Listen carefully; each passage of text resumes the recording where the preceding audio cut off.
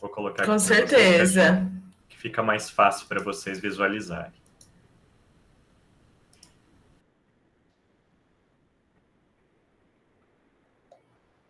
Estão conseguindo visualizar? Tudo certo? Ótimo. Bom, gente, estou feliz aqui, agradeço desde já o convite da professora Laís, né? A gente tem conversado aí nos bastidores sobre a temática que eu poderia falar com vocês. E essa temática que eu selecionei, ela faz parte da minha tese de doutorado e faz parte das pesquisas que eu desenvolvo atualmente também. Então, mais ou menos, para que vocês entendam todo esse processo, ele foi se formalizando em torno de 5, 6, 7 anos de pesquisa sobre a Divina Comédia de Dante e os bestiários medievais, mas principalmente as relações que esses bestiários e que a própria Comédia de Dante têm com as obras antigas, com essas mitologias antigas. Então é justamente por isso que eu intitulei Entre Mitos Antigos e Medievais. A gente vai estar falando dessa região aí de fronteira, de contato, de disputa entre os sentidos, os significados que são atribuídos para as ideias mitológicas e como que essas ideias mitológicas antigas vão também tendo ressignificações no processo histórico, chegando na Idade Média com outras nuances, outras vertentes. Então, para falar um pouquinho dessa realidade, é importante eu dizer para vocês que eu faço parte de 2 grupos de pesquisa. A professora Laís já apresentou o HCIR, que é o Grupo de História das Crenças e Ideias Religiosas ali da Universidade Estadual de Maringá, e eu faço também parte do Meridiano, que é o núcleo interdisciplinar de estudos medievais que fica com a sua sede na UFSC, que é a Universidade Federal de Santa Catarina. Então, por meio desses grupos, a gente consegue dialogar e tecer considerações sobre todo esse universo temático grandioso e que alicerça várias problemáticas possíveis de pesquisa. Então, para isso, eu separei para vocês algumas questões para a gente pensar em torno desses mitos antigos e medievais, principalmente sinalizando as relações dos bestiários e da comédia de Dante. E para falar sobre essas questões, é importante a gente apontar que a ideia e o conceito de mito, como também de mitologia, ele está aqui sendo pensado de uma forma mais ampla, aglutinada numa ideia de realidade que é colocada frente à experiência desses indivíduos. Então, a relação de vivência do mundo, de integridade, de confluência dessas pessoas com a sua realidade. Então, ao viver a sua realidade, elas tecem o que a gente denomina enquanto espiritualidade. Essa espiritualidade nem sempre é religiosa, mas ela detém práticas que coincidem com algumas tendências religiosas. Então, a espiritualidade é essa relação entre o universo e o ser humano, entre o ser humano e ele mesmo, a forma como ele intui as relações íntimas do ser e pensa esse universo externo a ele, dando presença e sentidos para manifestar aí uma forma de realidade. Então, o que nós estamos tratando por mitologia é justamente uma cosmografia, uma cosmogonia, uma criação de universo, uma criação de ideias que está relacionada à espiritualidade antiga e medieval, ou seja, as formas como esses povos antigos e medievais presenciavam o mundo, sentiam esse mundo, dando sentidos que nós, na contemporaneidade do século XXI, falaríamos como algo sobrenatural, algo que está além da natureza, mas que nesse momento histórico, isso faz parte integralmente da natureza e dos sentidos internos desses seres humanos. Então, a mitologia antiga e medieval é vista aqui como essa experiência de mundo. E para a gente pensar um pouquinho sobre isso, é importante a gente caminhar para pensar o Dante, a Divina Comédia e depois os bestiários que vão se aglutinar aqui na minha fala de hoje. Pensando nisso, é muito importante que a gente reflita sobre como Dante, quando ele escreve a sua Divina Comédia ali no século XIV, já começa a ser lido. Então, essa questão é importante. Dante já é lido no século XIV, logo que ele termina as suas obras, sendo então ressignificado e às vezes até dotado de autoridade eclesiástica. A igreja vai se apropriar de vários discursos dantescos, principalmente em relação ao inferno, ao purgatório e ao paraíso. E o que a gente vê aqui nessa imagem são várias estatuárias do Dante que estão na Itália. Durante o meu projeto de pesquisa, eu fiz estudos de campo na Itália e tive alguns acessos a como os italianos e as italianas veem, se identificam com o poeta Dante. Então, essas estatuárias, elas foram feitas logo ali no século XV, século XVI, e detêm uma representação de um Dante poeta, um Dante sumo, aquele que fala do absoluto, aquele que fala das almas, do entendimento do pós-morte. Então, aqui a gente vê ele também sendo condecorado como poeta da língua italiana. Lá na Itália, eles consideram o Dante aquele que fundou a língua italiana. Então, você tem toda uma tradição de identidade, de pertencimento, de criação, em que esse sentido do Dante poeta se manifesta no nosso presente. Então, ele não está morto, mas ele vive, e ele tem aí as suas ressignificações ao longo do tempo. Lá no Vaticano também, na Basílica de São Pedro, nós temos algumas imagens, como esses afrescos que vocês veem no canto inferior esquerdo de vocês. Nós temos esses afrescos feitos, elaborados por Rafael, que lá no Renascimento pinta algumas dessas imagens e elas ficam numa parede enorme ali na Basílica de São Pedro, o que hoje é também o Museu do Vaticano. Então ali a gente consegue se deparar com imagens pintadas que rememoram esse poeta Dante Alighieri, trazendo ali toda uma consideração envolvido entre os filósofos, pensando algumas considerações sobre as suas viagens e as formas como a jornada em torno do pós-morte também traz essa tradição de vivência. E logo acima, ali no meio, nós vemos um manuscrito medieval do século XIV que já faz uma iluminura sobre o poeta. Iluminura, para quem não sabe, é necessariamente uma forma de pintar em um manuscrito. Então, é uma técnica utilizada com pena em que eles desenhavam e pintavam algumas imagens desse contexto histórico. Então, o que a gente vê ali no centro é justamente essa profusão de um imaginário sociocultural que imagina essas relações do poeta Dante. Mas Dante Alighieri não fica apenas ali no século XV, XVI, ele salta temporalmente e ele traz as suas ideias sobre o inferno, sobre o purgatório, sobre o paraíso, até os nossos dias atuais. É algo que a gente vê nesta imagem agora. Várias são as mídias da cultura midiática que produzem sentidos e imaginações em torno da poesia dantesca sobre a Divina Comédia. Então nós temos obras da literatura, como Dan Brown, que vai explorar algumas relações sobre os significados e os enigmas em torno do inferno, criando toda uma conspiração que envolve uma investigação policial e até mesmo uma investigação histórica em torno das ideias do poeta. Além disso, uma história em quadrinhos que também é produzida para ganhar outros públicos, dinamizada em torno de dois italianos que escrevem sobre a Divina Comédia, a qual vai ser traduzida para vários idiomas também. E fora isso, nós temos outras obras, como os videogames, que trazem relações de apropriação cultural frente aos acessos que o Dante vai manifestar na sua obra Divina Comédia. A gente pode ver em Devil May Cry, como também em Dante's Inferno, alguns ressentidos, algumas outras formas de interpretar esta poesia e de trazê-la para um sintoma contemporâneo, que está ali explorando essas condições sobre outras formas de acesso às suas simbologias. O Spawn, que também é uma história em quadrinho criada sobre um soldado do inferno, tem as divisões desse inferno elaboradas conforme a Divina Comédia de Dante.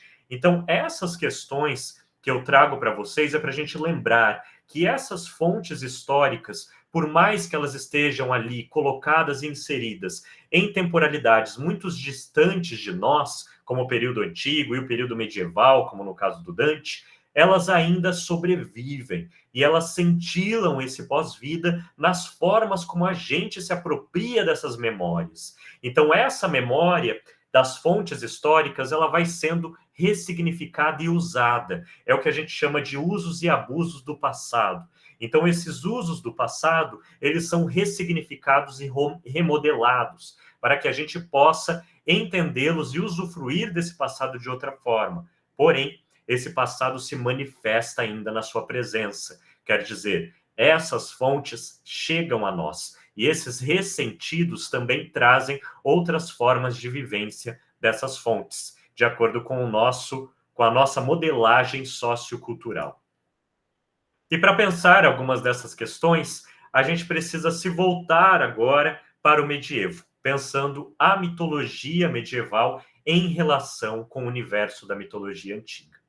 Eu trago para vocês uma imagem de um manuscrito medieval da Divina Comédia. Esse manuscrito, ele foi ilustrado, quanto também foi escrito, por Giovanni Boccaccio, aquele que escreveu o Decamerão.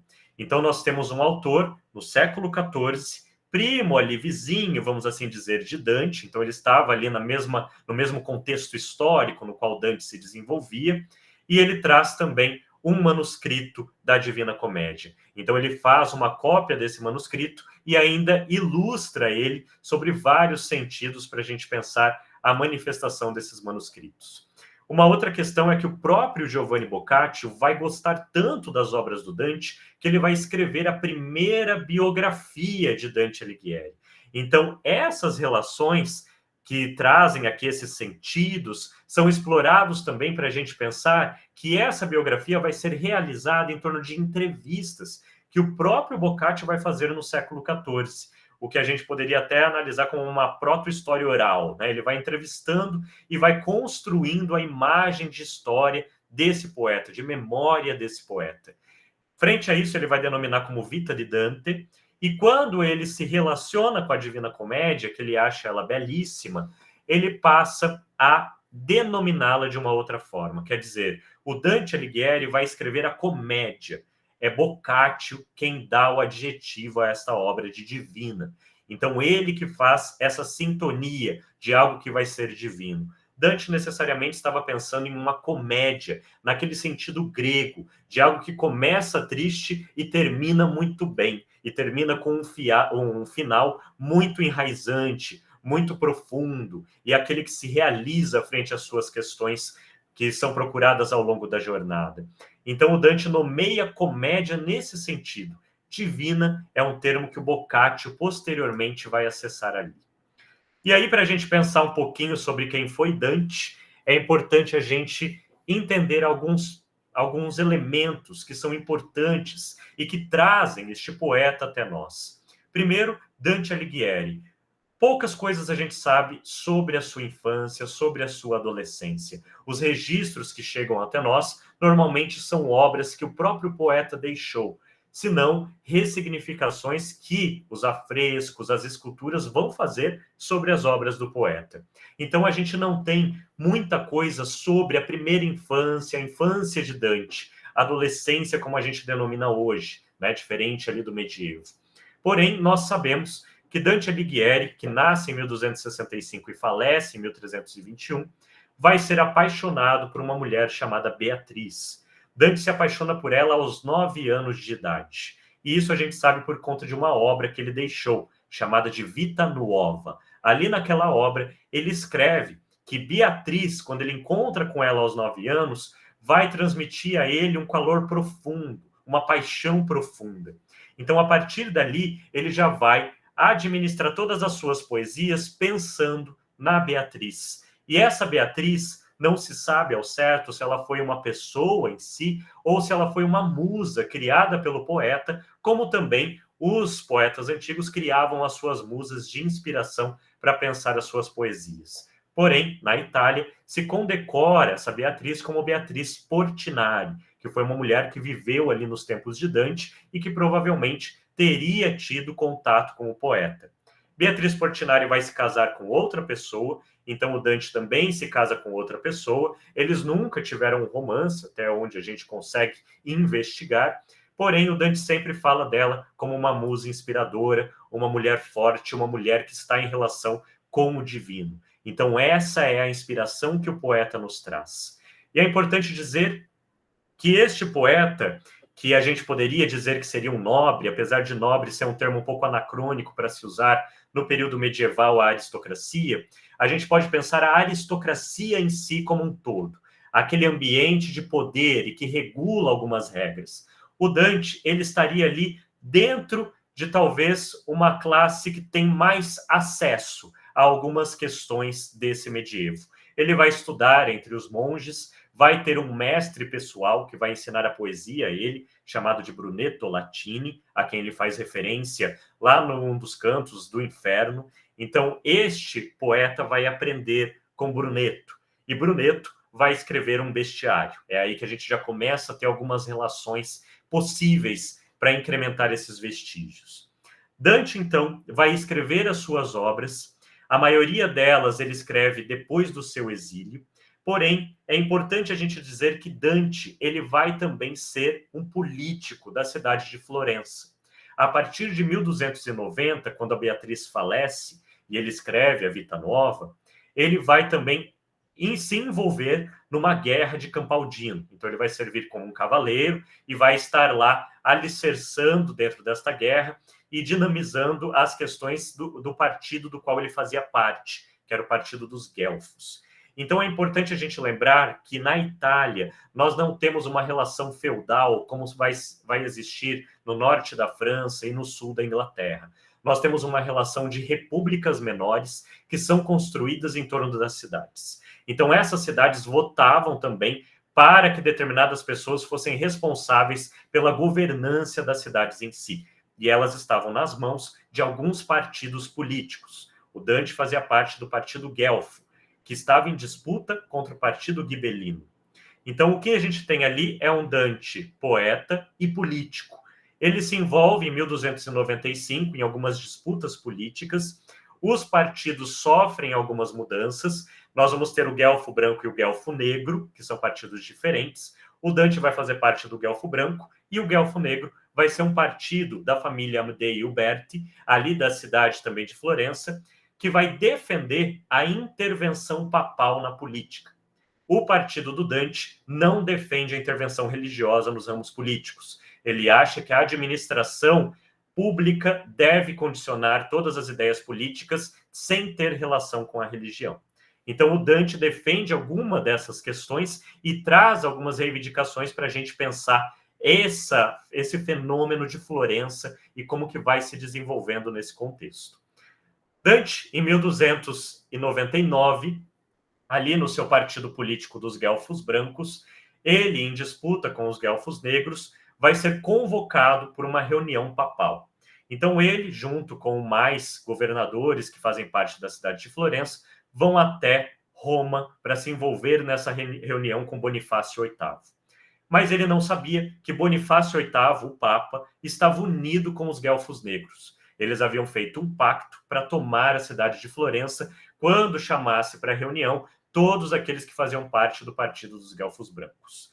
E aí, durante essa reunião, o Bonifácio VIII já avisa o próprio poeta que a cidade de Florença havia sido tomada pelos Guelfos Negros. Então, eles não precisavam mais voltar para sua cidade, porque ela já estava sob a administração de outro partido, o partido que era a favor do Papa. Dante, em si, vai ser condenado a pagar uma multa enorme por corrupção. Ele vai se negar a pagar essa multa e vai ser condenado à morte caso voltasse para Florença. Então ele deixa em Florença sua esposa e 3 filhos e passa a viver exilado da cidade, transitando por várias regiões da Itália, desculpe.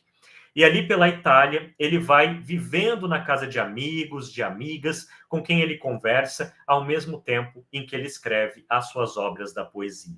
Então Dante vai transitar e também vai tentar, junto com os Guelfos Brancos, reocupar Florença, o que não vai acontecer. Então, até a sua morte, em 1321, em Ravenna, na Itália, que ele acaba falecendo por contrair uma doença, ele falece, seu corpo é enterrado em Ravenna. Por mais que Florença tenha pedido o retorno do corpo de Dante, das suas ossadas, ali no século XV e XVI, Ravenna se negou a doar essas ossadas. Então Dante está enterrado e exilado até hoje na cidade de Ravenna. É por meio de 1304 a 1321, durante esse exílio, que Dante escreve a Divina Comédia.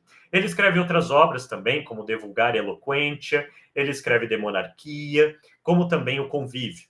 Mas algumas dessas ficam inacabadas. Acredita-se que para se dedicar à escrita da comédia. Então, entre essa época, ele vai escrevendo a comédia por partes. O inferno sai primeiro, ele vai ser narrado em público, não havia publicação nesse momento histórico, então a gente tem todo o direcionamento de oralidade, então a leitura do poema vai ser feito em público nas praças das cidades italianas, o purgatório posteriormente e o paraíso. A gente não sabe necessariamente se Dante finalizou em si o paraíso, por conta da época em que ele vai falecer, mas ele deixa o manuscrito para o seu filho Piero. Acredita-se que talvez Piero pode ter finalizado algumas passagens do paraíso em manuscrito.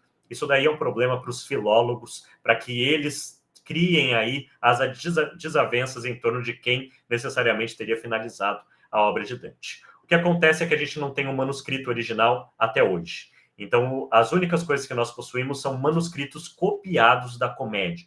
Então, não há um manuscrito assinado pelo poeta em si.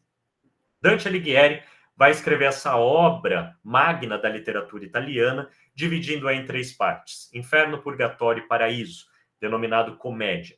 Cada uma dessas partes vai possuir 33 cantos, com exceção do Inferno, que possui 34. Ali a gente tem uma introdução a toda a obra. Notem também o número. Então a gente tem 99 cantos, com mais 100 cantos, ou seja, um número cabalístico. A cabala judaica acreditava que se a gente avançasse em torno dos vários céus, nós poderíamos investigar e deter a revelação dos segredos da divindade. Dante, ao saber disso, vai utilizar essa numerologia mágica em torno de todo o seu poema, o que é fantástico. A obra também tem seus 14.233 versos, então nós temos o número 33 sempre sendo utilizado pelo poeta, que se refere à Santíssima Trindade, que está em relação com Pai, Filho e Espírito Santo. Então nós temos aqui várias questões religiosas que o Dante vai aglutinando em torno da sua obra. Esta obra do Inferno, nós temos toda uma divisão feita sobre o Inferno em 9 círculos concêntricos. Então nós temos 9 círculos infernais. Esses 9 círculos detêm ali a punição de determinados danados. Então cada um deles vai ser dividido em torno de um determinado pecado, de uma determinada culpabilidade. Esse inferno, ao contrário do que se imagina, não é de fogo. Ele é escuro, ele é rochoso e ele é gelado. A cada vez que você vai descendo pelo inferno dantesco, mais frio fica, até chegar em Lúcifer, que está ali preso num lago congelado chamado Cocito, da cintura para cima. Então a gente tem Lúcifer ali relacionado ao frio. E este frio que a gente pode pensar é justamente uma relação alegórica com o inverno. O inverno que traz a condição daquele que se foi, aquele que não consegue sobreviver. O inverno traz uma relação muito forte de dor e de morte. Então é quando você não consegue plantar ou colher. Então tem toda uma relação com a morte que o Dante explora também na sua obra Divina Comédia, ao criar essa dinâmica de um inferno mais frio, rochoso e escuro. Dentro dessas categorias, é importante a gente pensar por onde o Dante caminhou. E aí eu trago para vocês um mapa que eu fiz durante o meu doutorado, e eu fui colocando ali vários estágios por onde o Dante passou. Esse mapa está na minha tese de doutorado, caso vocês tenham interesse, basta digitar ali num campo de busca da internet, vocês vão ter acesso a ele, podem visualizar, podem interagir, tem imagens e tudo mais em torno deste mapa. Eu não fiz um mapa só pensando por onde o Dante andou, mas também pelas fontes que falam sobre monstros, seres híbridos e que narram sobre bestas medievais, trazendo ali toda uma confluência que vai da África, Oriente Médio, até Europa. Então, uma relação de uma Idade Média mais global e não necessariamente centralizada na Europa, pensando toda uma dinâmica de trânsito e também de contato diplomático, político e de comércio. Lembrando que Veneza era o principal porto de todo esse agenciamento que ligava a África, Oriente Médio e Europa.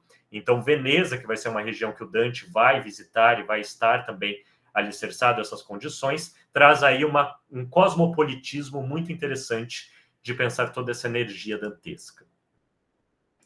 A partir disso, eu trago aqui os meus objetivos da fala de hoje, que é apresentar para vocês a relação entre os seres híbridos dantescos, as mitologias antigas e os bestiários.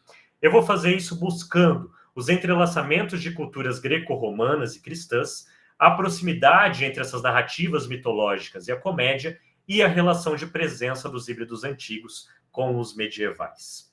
Para pensar essas relações, é importante a gente se perguntar sobre a obra do poeta, como também sobre o seu contexto histórico macro.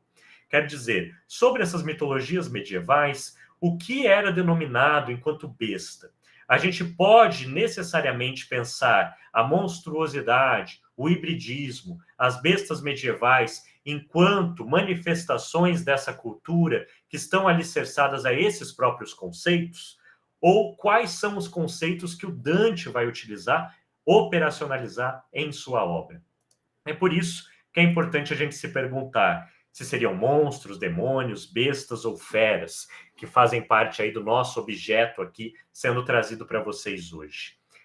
Dante necessariamente não utiliza termos como monstros. Então, monstro, no período medieval, tem um conceito muito diferenciado do que a gente tem hoje. Hoje, a gente denomina como monstro algo que está ali além da natureza, algo que necessariamente traz o maligno, traz alguma repulsa e faz alguma consideração para que a gente tenha esses seres presentes, principalmente em filmes de terror. Monstro, pro sentido medieval, como vai operacionalizar Isidoro de Sevilha no século VII, na sua obra Etimologias, é um conceito de mostrar, o mostro. O mostrar tem a ver com o portento, aquilo que se presentifica em torno da profecia, aquilo que se manifesta sobre o futuro. Então, esse mostrare tem a ver com uma esfinge. Essa esfinge que se esconde em torno do monstro e que promulga por meio dele sinais que devem ser analisados e identificados por aqueles que detêm o saber necessário das suas iniciações mitológicas e religiosas para pensar onde ou o que traz essas configurações desse ser monstruoso. Então, ele não está ligado ao maligno. Isso é muito importante de a gente pensar. Os monstros medievais estão ligados à natureza. Eles fazem parte do que Agostinho, lá na sua Confissões, vai chamar de união e completude do universo. É aquilo que completa os sentidos da ordenação divina. E Dante não utiliza monstros para falar desses seres bestiais e nem desses seres demoníacos, mas ele fala em demônios, bestas e feras.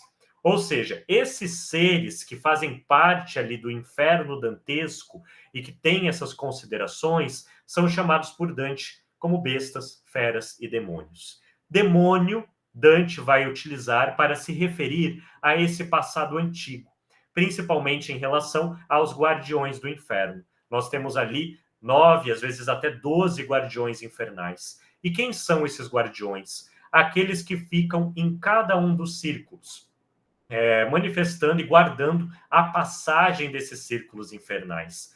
Assim, nós temos toda uma condição interessante de se pensar que esses demônios, eles também estão alicerçados ao daimon antigo.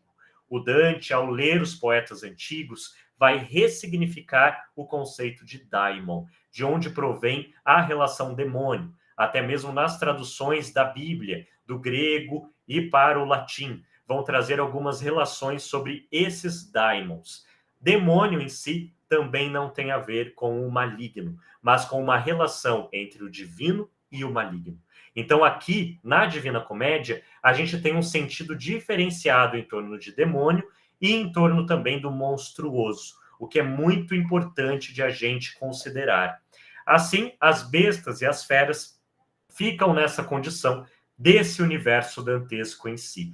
Então, pensar este universo é pensar os objetos de pesquisa que temos em mãos, seres bestiais e também seres híbridos. Seres que às vezes a gente chama de fantásticos, seres maravilhosos, como o centauro, o grifo, o hipogrifo, né? Ou seres como o minotauro e assim por diante. Esses seres também faziam parte da mitologia antiga, como vão fazer parte da mitologia medieval. Então, ao contrário do que dizem quando a gente estuda o Renascimento, o passado antigo não é manifestado apenas no Renascimento. Na Idade Média, ele estava a todo vapor. Então, nós temos várias imagens, vários textos que falam sobre essas mitologias, sobre a Eneida de Virgílio, sobre os textos de Heródoto e que trazem considerações importantes sobre essas ideias medievais do passado antigo, como que isso era analisado. E para a gente pensar a ideia desse monstruoso, desse demônio, dessas bestas e dessas feras, é importante a gente considerar também a cultura material que envolve a Itália. Então, em uma pesquisa de campo, eu fui fotografando alguns locais por onde o Dante passou para tentar interpretar o que ele teve contato na cultura material e o que ele traz para a Divina Comédia também. Vejam aqui a Catedral de Módena, também chamada de Duomo de Módena, no século XII, que nós temos essas esculturas que foram feitas em capitéis, como também no pórtico de entrada da igreja, como vocês veem ali na fotografia do canto superior esquerdo de vocês. Nós temos os leões, que funcionam como guardiões desse pórtico. Mas os leões não são apenas guardiões manifestados aí no medievo. Nós temos os leões sendo utilizados para guardar os portões desses mundos religiosos na Mesopotâmia antiga. E isso vai sendo levado para o Egito e do Egito para a Grécia, da Grécia para a Itália, chegando também às manifestações de uma Europa medieval. É importante que a gente pense que todo esse passado antigo, essas fontes, essas culturas materiais, elas eram olhadas e vivenciadas por aqueles que viviam no período medieval. Então elas estavam lá e faziam parte do seu cotidiano. A gente vê embaixo também uma sereia presente no capitel. Ela está com a sua cauda aberta, o que dá um sentido alegórico da luxúria, muitas vezes condecorado nesses capitéis dentro das igrejas. Além disso, outras imagens, como águias e também seres devoradores, como vocês veem no canto superior direito de vocês, que tem numa escada. Ou seja, se você vai para o paraíso, você vai subindo a escada, os seus pecados vão sendo devorados a cada degrau que você acessa. Esse é um dos sentidos de você produzir escadas com decorações de seres devoradores, lembrando que o pecado pode devorar a alma humana. Então vejam que o contexto e a prática em relação à materialidade também manifesta sentidos simbólicos, sentidos religiosos, que estão ali alicerçados a uma forma de ver e sentir a realidade. Abaixo dessa imagem, vocês veem também algo que a gente poderia chamar de grifo, mas talvez de mantícora, que era um ser mais próprio desse contexto medieval, em que nós temos um rosto humano, asas de ave e também patas de cavalo. Esse ser chamado mantícora é descrito na Idade Média, faz presença nesses capitéis, mas também está presente na história natural de Plínio, do século I, romano, como também na história dos animais de Aristóteles, produzida ali no século IV, antes da Era Comum. Além desses capitéis e dessas presenças, é importante a gente notar que lá no Batistério de Parma, lá na Itália, nós temos uma manifestação também de seres híbridos, que estão fora do batistério em si. Esses seres híbridos, eles são normalmente colocados em um arco redondo. Isso é muito comum nas obras chamadas de bestiários medievais. Os bestiários medievais compõem um gênero literário produzido entre o século XII e o século XIV, que trazem ali formas de descrever os seres bestiais e os animais que eles têm contato em sua vida, como também esses seres híbridos, alegóricos. Esses seres alegóricos aparecem nos bestiários junto com esses animais que fazem parte também da realidade física dessas pessoas que escreviam e que esculpiam. Então, o bestiário ele tem um sentido específico, muito medieval, que é, ao descrever os animais e os seres híbridos, também fazer uma descrição de cunho mágico religioso, mostrando o que esses animais e esses seres ensinam ao ser humano em torno do seu comportamento, em torno da sua imagem, em torno da forma como eles são pensados e imaginados. Aqui a gente tem sereias e centauros que estão representados na escultura. Ou seja, como que esses centauros foram pensados, como que essa sereia que traz ali as suas asas de pássaro, como também a sua cauda de serpente, é imaginada em torno daquele passado de Hesíodo, aquele passado da Eneida de Virgílio, que traz essas configurações de sereias também manifestadas assim. Então essas presenças trazem para nós alguns símbolos que devem ser pensados principalmente quando a gente vai analisar como uma determinada pessoa daquele contexto histórico vai se apropriando desses fenômenos, criando e construindo sentidos na obra chamada comédia. Além desses, nós temos também a Sete Chiese, que em tradução seria Sete Igrejas, que está em Bolonha, na Itália. Em Bolonha, e essa Sete Chiese fez parte da vida de Dante. Dante estuda em Bolonha, na Universidade de Bolonha.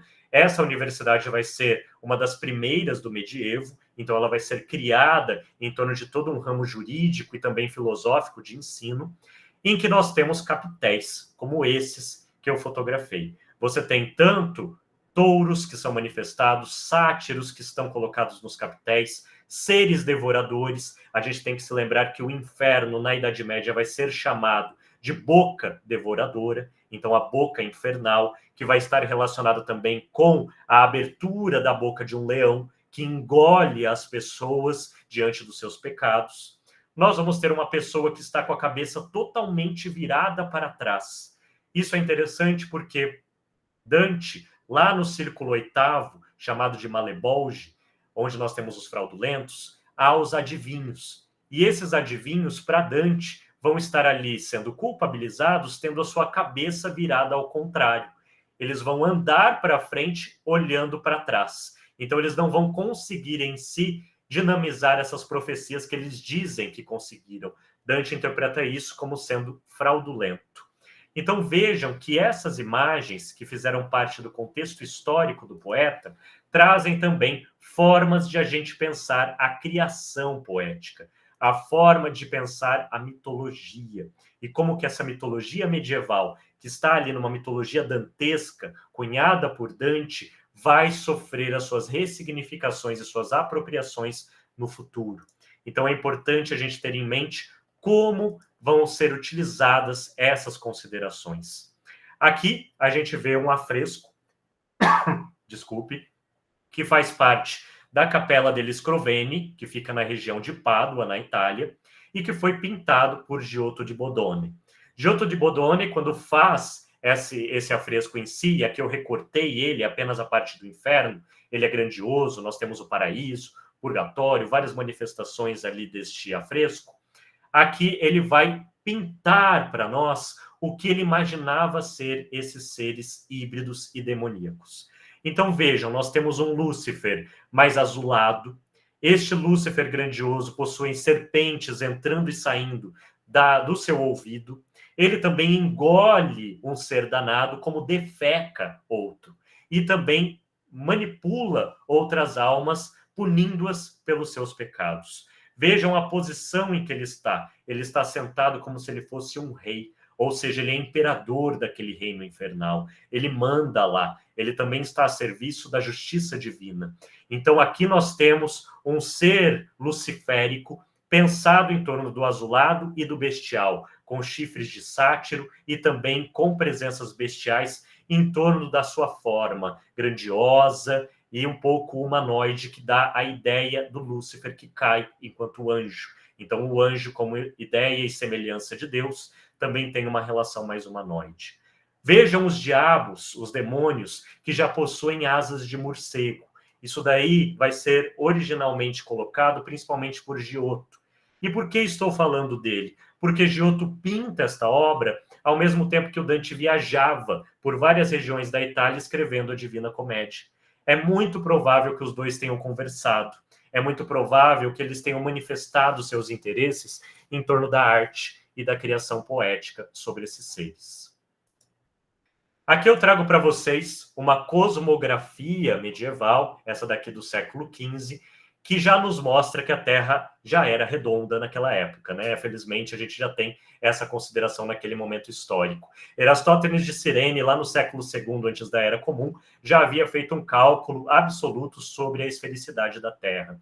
Então, não havia dúvidas sobre essa esfericidade. Algumas dessas questões são interessantes porque, normalmente, o discurso do século XIX do iluminismo consideram que o período medieval era tão estúpido ao ponto de pensar a Terra enquanto esférica, enquanto plana e não esférica. Então vejam que há aí todo um ramo de preconceito frente a essas relações do medieval. Aqui eu trouxe essa imagem, que faz referência à Divina Comédia, para falar para vocês da cosmografia que o Dante constrói na obra e como que esses seres híbridos vão sendo criados ali. Para o Dante, toda essa cosmografia, ou seja, a criação de mundo mitológica, se dá por meio da queda de Lúcifer. Quando Lúcifer cai, ao pecar contra o Criador, ele cai com um impacto tão forte na Terra que produz o cone invertido chamado inferno. E ele fica preso ali no centro da Terra, como vocês veem na imagem. Como causa e efeito dessa queda, do outro lado do planeta cria-se a montanha do Purgatório, que é o que vocês veem também logo ali embaixo desse desenho esférico. Ao redor, nós temos os planetas. Esses planetas, que também eram inclusos o Sol e a Lua, principalmente nesse período medieval, compõem o que se chama de paraíso celeste. Então, para o Dante, Saturno, Júpiter, Mercúrio, a Lua e o Sol fazem parte do paraíso celestial. Cada planeta vai condecorar uma determinada alma com uma determinada atitude de virtude. E ali elas estarão endereçadas a um determinado planeta desse cosmos desenvolvido e criado na Idade Média. É interessante de pensar que quando Lúcifer cai, ele se deforma. E aí que nós temos aquela monstruosidade, muitas vezes associada a ele, por conta do pecado. Importante também dizer que o termo Lúcifer passa a ser mais utilizado no século XIII por conta de uma interpretação errônea de Isaías. Isaías, que lá na Bíblia vai escrever sobre a queda de um imperador, vai se referir a essa queda olhando para a estrela Vênus em si, né? Para o planeta Vênus, que é aquela que primeiro vem na alvorada, e vai manifestar aquilo como Lúcifer. E depois, na interpretação, a tradução vai traduzir por diabo, por Satã, fazendo com que a gente tenha uma nomenclatura na Idade Média, já se referenciando a Lúcifer enquanto ser do inferno. Então, essas tendências que estão presentes em Dante se manifestam numa longa duração em torno do tempo. Além disso, nós temos também as formas como Dante vai ser usado.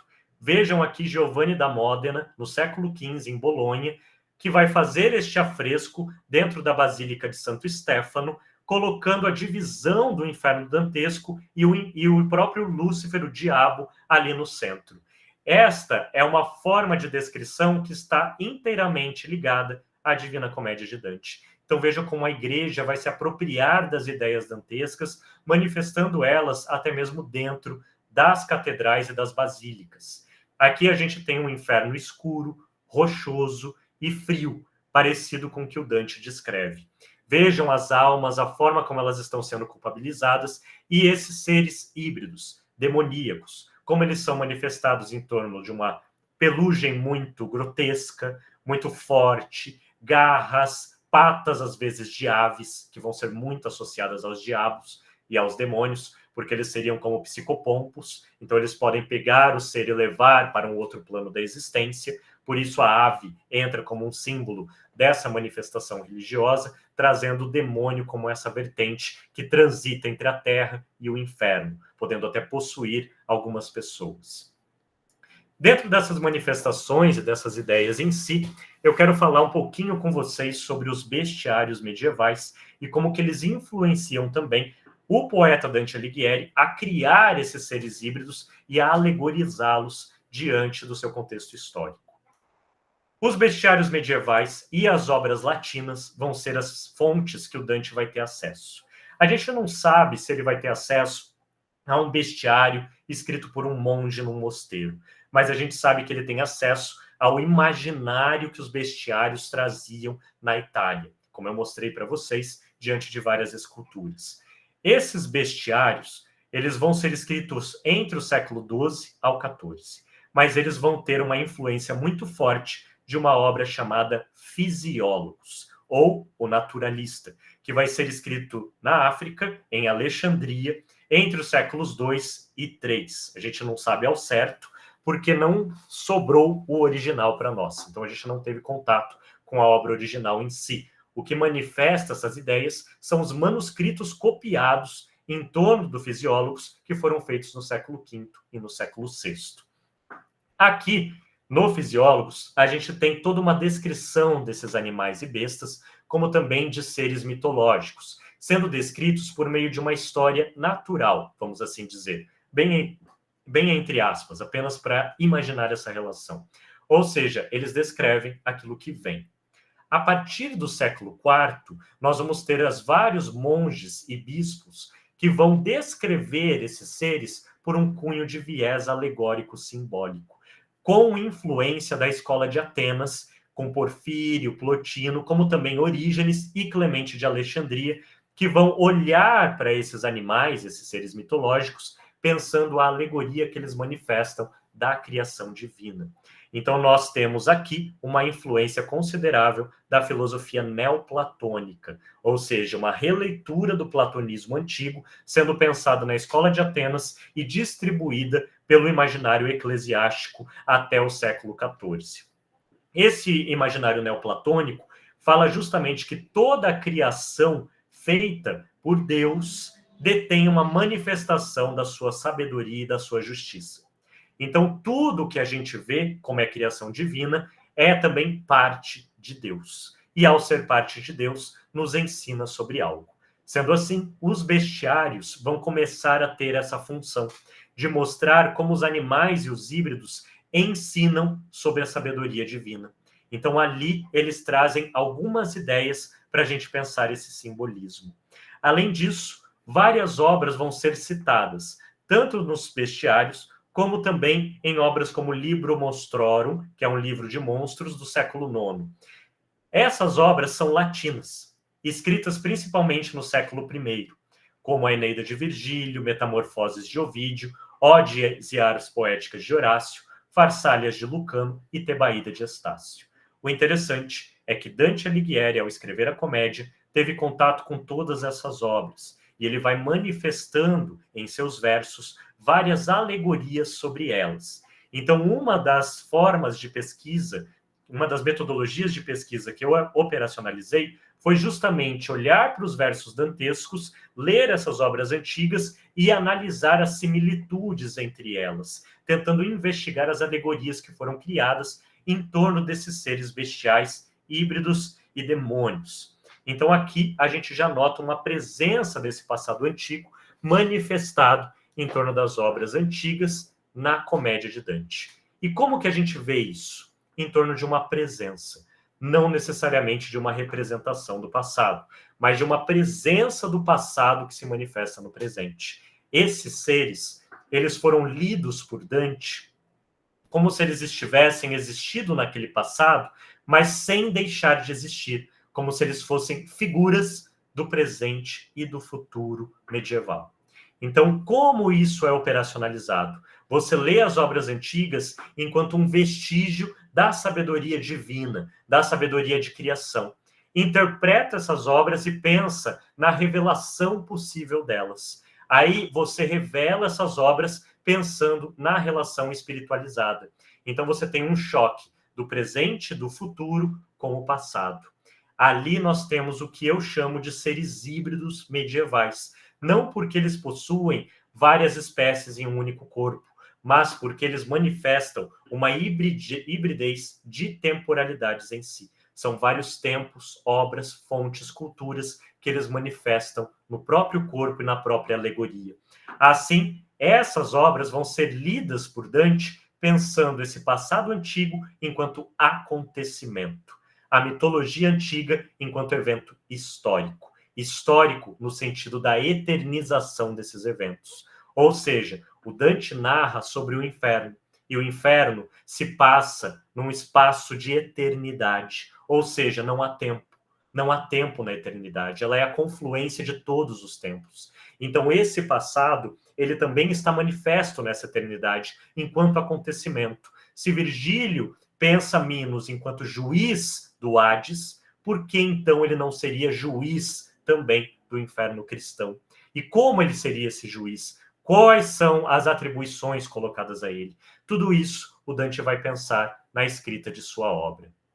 E aqui eu trago para vocês outras obras que o Dante teve influência e algumas imagens de bestiários medievais de suas iluminuras.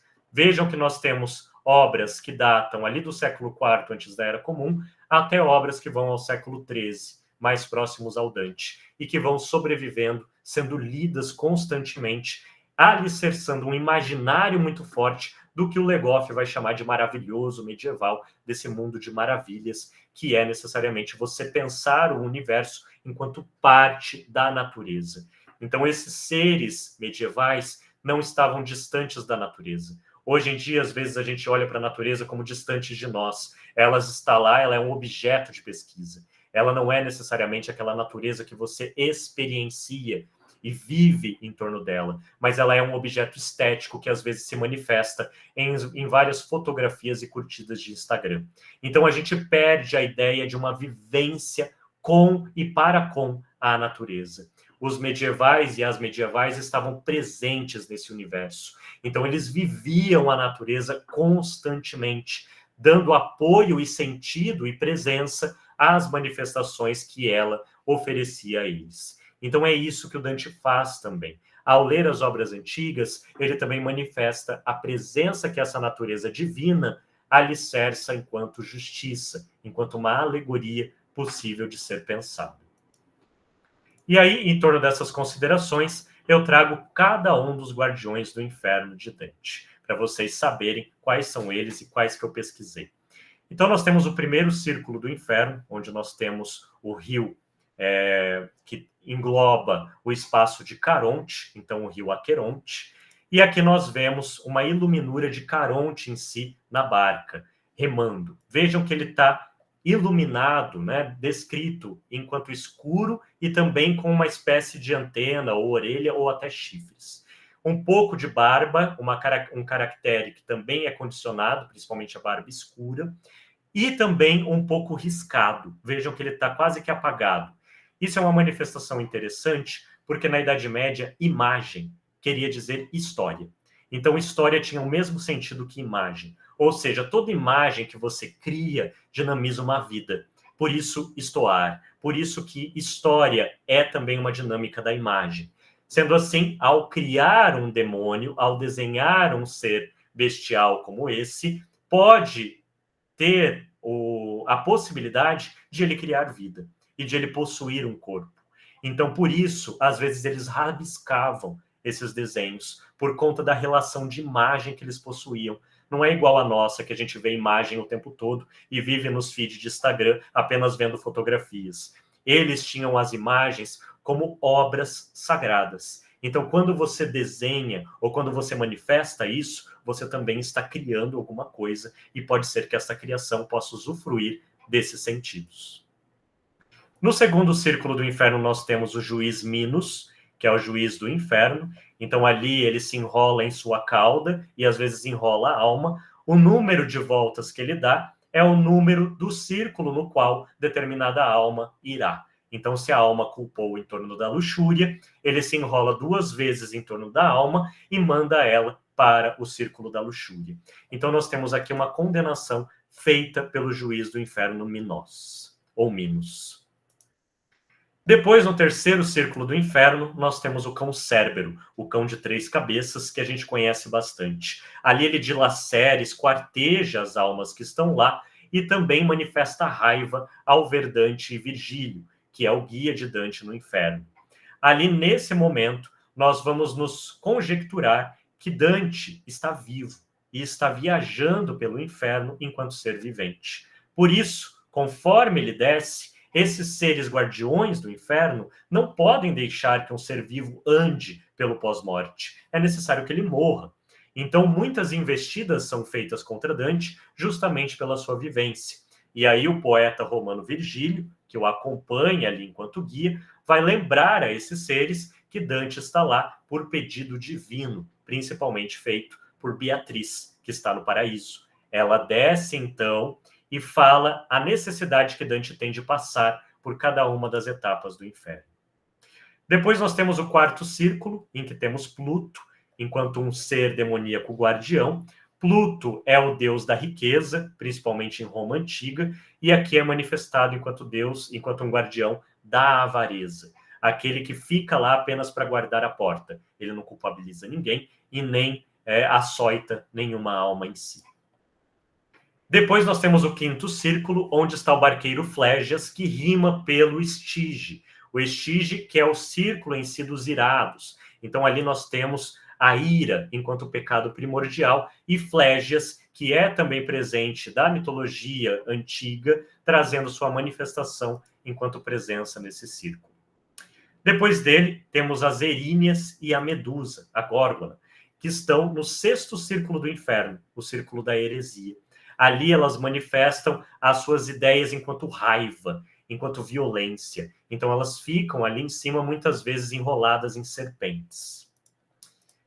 Depois nós temos os círculos, e aí, a partir do sexto, nós temos os círculos feitos, onde estão os pecados feitos conscientemente. Então as pessoas escolhem esses pecados, como a heresia, a violência, a fraude e a traição. Então, a partir do sétimo, há mais divisões em torno de cada círculo. No sétimo círculo, nós temos 3 divisões que compõem o círculo da violência: o violento contra o outro, contra si mesmo e contra Deus. Ali, no primeiro círculo do sétimo, nós temos os centauros, com arcos e flechas. E os centauros são seres de sabedoria, que ensinaram Aquiles, que ensinaram Perseu em torno do seu heroísmo. Então eles também ensinam Dante e ensinam Virgílio. Eles cumprem a função apenas de fazer com que as almas não saiam do rio Flegetonte, o rio de sangue fervente. Então eles ficam açoitando as almas para que elas permaneçam esquentando ali dentro desse local. Depois nós temos o segundo círculo do sétimo círculo, que é o círculo das arpias, dos suicidas, daqueles que foram violentos contra si mesmos. Ali as arpias, elas arranham as árvores, e essas árvores são o próprio corpo dos suicidas. Então eles nascem ali como árvores secas e sem frutos e passam a ser açoitados por esses seres demoníacos chamados de arpias. Depois das arpias, temos o círculo da fraude, em que está o guardião Gerião. Gerião, que também está presente na mitologia antiga, está aqui sendo condecorado enquanto um ser de várias espécies. Ele tem cauda de serpente, patas de leão, corpo, o bico da cauda de escorpião e o rosto humano, simbolizando a fraude. Aquele ser humano que, quando fala, apenas mente, e por detrás da mentira existe a bestialidade. Então, todos esses seres que estão hibridizados em sua forma. E depois, os gigantes, por último, que são os guardiões do nono círculo infernal, que ficam ali antes de Lúcifer. Então, eles guardam a entrada do círculo. Esses gigantes são aqueles que participaram da gigantomaquia, que é narrada por Hesíodo, depois por Heródoto, ou seja, a ideia de que os gigantes se revoltaram contra Zeus. Então, essa grande revolta é narrada enquanto uma traição. Como esses gigantes traíram Zeus, eles também traíram a divindade cristã, e por isso estariam no círculo da traição, funcionando como guardiões desse local. Um deles, Anteu, ajuda Dante e Virgílio a descerem para o nono círculo. Anteu foi o único que não participou da gigantomaquia. Por isso, ele não está algemado ali neste ambiente. Então, ele funciona como um ser de sabedoria. Então, esses são os seres híbridos que foram pesquisados na minha tese e que estão distribuídos nesse inferno dantesco. Aqui eu fiz um organograma pensando principalmente os seres que eu chamo de híbridos humanoides, híbridos bestiais e híbridos antropobestiais. Os bestiais, como Cérbero e Pluto, que detêm apenas a própria besta no seu corpo. Os humanoides, que são seres humanos, então eles são descritos como humanos apenas com olhos de fogo ou alguma coisa diferenciada. E os antropobestiais, que unem várias espécies em um único corpo. Todos eles são híbridos dantescos. Estão presentes nesse inferno em si. E aí, para citar um exemplo aqui na minha fala de hoje, estou aqui me atentando ao tempo, acho que está tudo certo, Laís? Posso fazer todo esse exemplo? Tranquilo? Ok. Aqui eu trago para vocês o exemplo de Minós, que está no segundo círculo do inferno. Minós, que trata ali como um juiz infernal, sendo figurado por Dante, é também manifestado na poesia antiga. Então a gente vai ver como Virgílio, Estácio e Ovídio narram e descrevem Minos em suas obras e como Dante faz uso desse passado. Vejam aqui com Dante. Dentes ilhando em fúria, ali se via Minos, que as culpas mede junto à entrada, pelas voltas na cauda que fazia. Digo que toda sombra condenada, ao chegar, os seus erros confessava. E ele, que entende do pecado, a cada uma no inferno o seu lugar mostrava. Tantas vezes a cauda enrolando, tantos graus abaixo a que as mandava.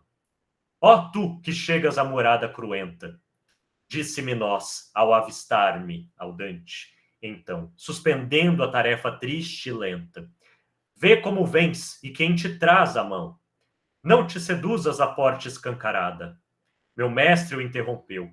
Gritas em vão, jamais lhe tolherás a caminhada, que assim foi decidido onde devia, e não podes contra isso nada. Então a gente vê aqui o Minos sendo descrito com a sua cauda e possuindo uma função a cumprir no círculo segundo, ou seja, condenar essas almas, julgar as almas de acordo com esse passado antigo, no qual ele também era juiz do inferno. Então, aqui nós vemos também, na Eneida de Virgílio, uma descrição, quando Enéas viaja para esse submundo.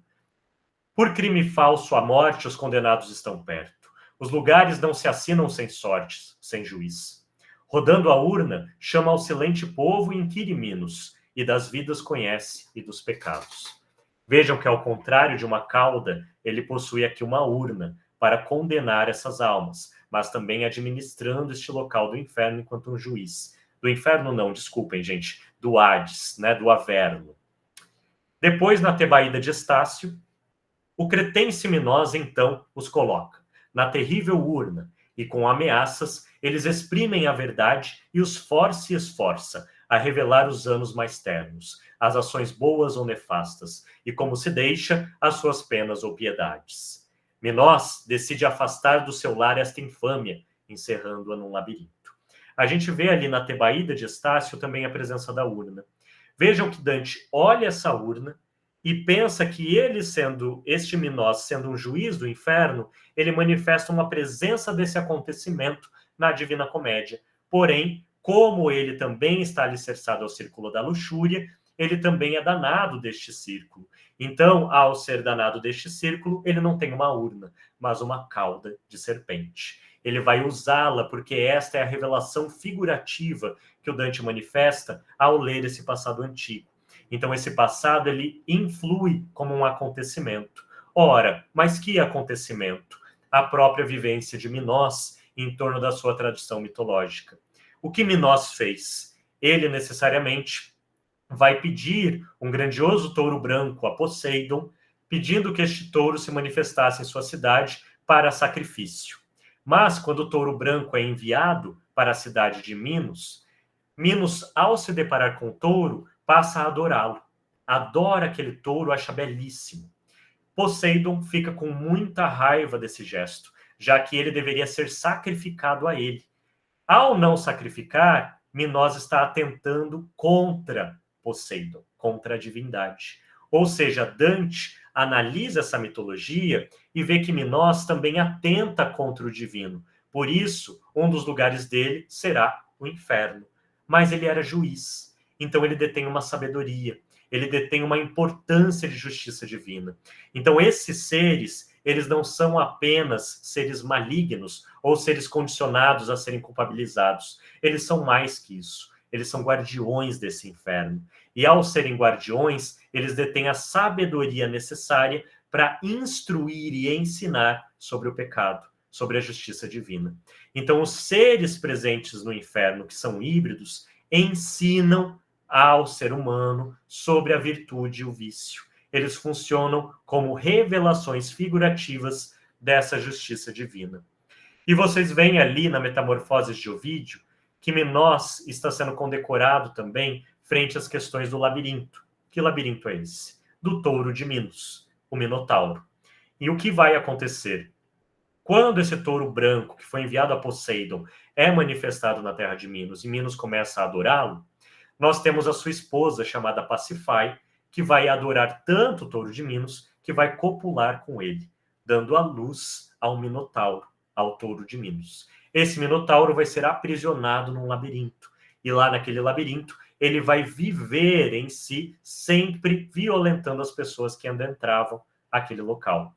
Até que Perseu consegue vencer este Minotauro, Teseu, desculpe, consegue vencer este Minotauro em torno do fio de Ariadne, que é condecorado a ele. Então vejam que Dante também manifesta o Minotauro na Divina Comédia, lá no sétimo círculo. Então a gente tem todas essas manifestações de figurações e de revelações que o poeta vai fazendo conforme ele se depara com o passado antigo em relação com a mitologia e com a mitologia medieval. Em torno disso, eu mostro algumas imagens de Minos para vocês, que são condecoradas nos manuscritos medievais. Vejam que aqui ele está sentado como alguém que reina, manifestando a mão direita à frente do poeta e das almas. Ou seja, a manifestação dessa mão direita para cima e a esquerda para baixo mostra que ele tem poder sobre esse espaço, conforme o hermetismo cristão. O que está em cima é como o que está embaixo. Então ele está mostrando esta relação de entendimento. Nós temos outros dois seres que estão ali e um outro que está pegando as almas abaixado. Esses outros dois que estão em pé são figurações do passado mitológico, os outros juízes do Averno, como Eaco e Radamantes, que Dante não menciona na obra. Então, quer dizer, o iluminador interpretou a obra do Dante de uma outra forma e acrescentou personagens, porque ele, iluminador, também revela essas condições pela imagem.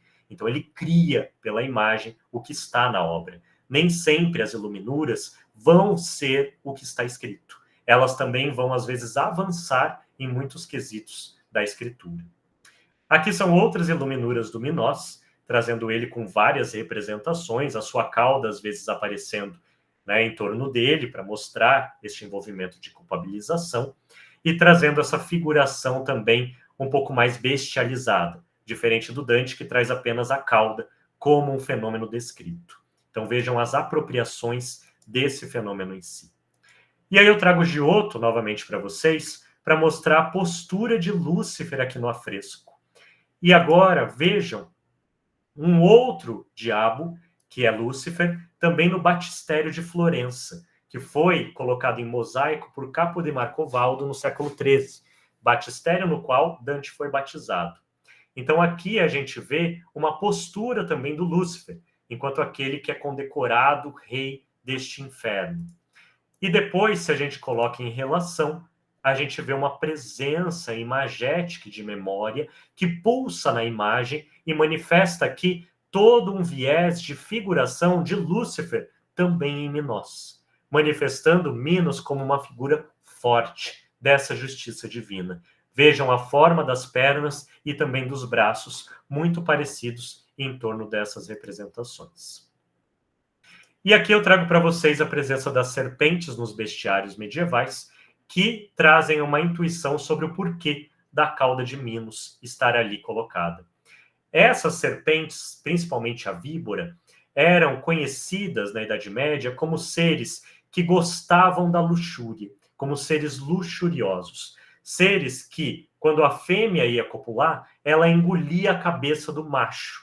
E ao engolir a cabeça do macho, formava o que a gente conhece como Ouroboros. Então você tem ali o infinito modulado também na força dessa serpente. Como Minos em Dante também tem uma cauda, e essa cauda circula ele ao ponto dele a morder, como está descrito na Divina Comédia, nós temos uma figuração forte da simbologia dessa víbora, que é descrita também enquanto uma serpente presente nos bestiários medievais. Então eu trago esses exemplos para vocês, e para finalizar, o exemplo da pantera e do leão, que daí fogem aquele hibridismo de relações de espécies diferentes e caminha para um hibridismo de temporalidades. Vamos ver a descrição de Dante sobre a pantera e o leão. Quase ao começo da subida aberta, eis vi uma pantera, ágil e fremente, de pele marquetada recoberta. Do rosto sempre me punha à frente, a tal ponto o caminho me impedindo, que eu tinha que recuar constantemente. Era um instante em que a aurora ia surgindo e o sol subia, ao lado das estrelas, que os seguem desde que o poder infindo tirou do nada tantas coisas belas, do animal a vivaz coloração. Faz-me pensar, ansioso por revê-las.